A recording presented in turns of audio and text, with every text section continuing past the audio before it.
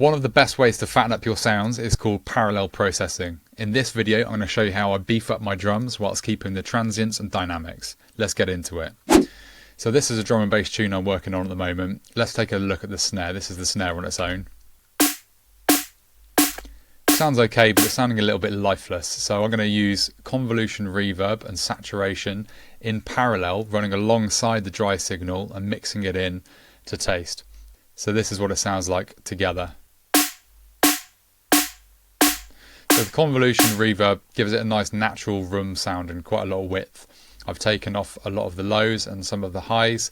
I've gated it and then I've sidechain compressed it to itself. So when the transient of the snare hits, the reverb ducks out the way and then it comes back so it fills in the space around the snare. I've then given it a little bit of compression afterwards just to keep the level consistent. And then we've got a saturation here. And I've taken off quite a bit of the low end before the distortion, rolled off the highs.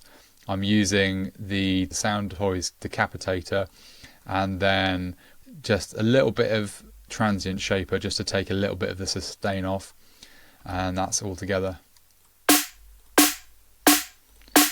Now let's take a listen to the drums on their own.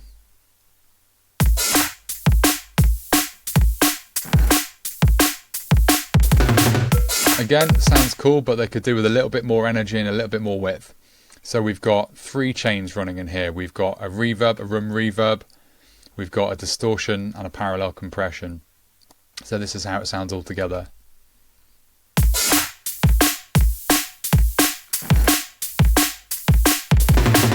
So a little bit more life, a little bit more energy. So we've got a Valhalla room reverb here.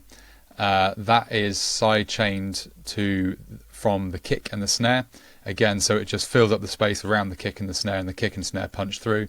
And then we're taking off quite a lot of the lows, quite a lot of the highs, and I'm taking out the low end in the mid signal as well, so it's just really wide. And then we've got a distortion chain, same principle, taking off a lot of the low end beforehand. I'm using thermal on this, and this has been driven quite hard, some 20 dB of drive on that, and then taking off quite a lot of the lows, so it's just kind of giving it a bit of fizz and crunch in the top end. So it's kind of subtle, but it just adds a little bit of character. And then I've got this parallel compression chain here, taking off a lot of the highs. I've massively boosted the attack and got rid of all the sustain. That was running into a Pro C2 with pretty extreme settings, no attack, fast release. And that's just kind of helping the transients. And the great thing about this is we can just mix it to taste.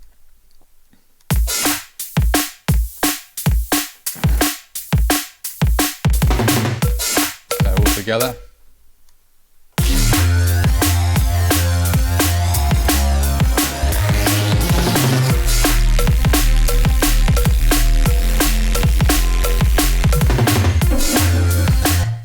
So there you go. Parallel compression, it's a great technique to add more character and depth to your sound without having to layer more and more samples. Often if you do that, your sound just starts getting cluttered and messy.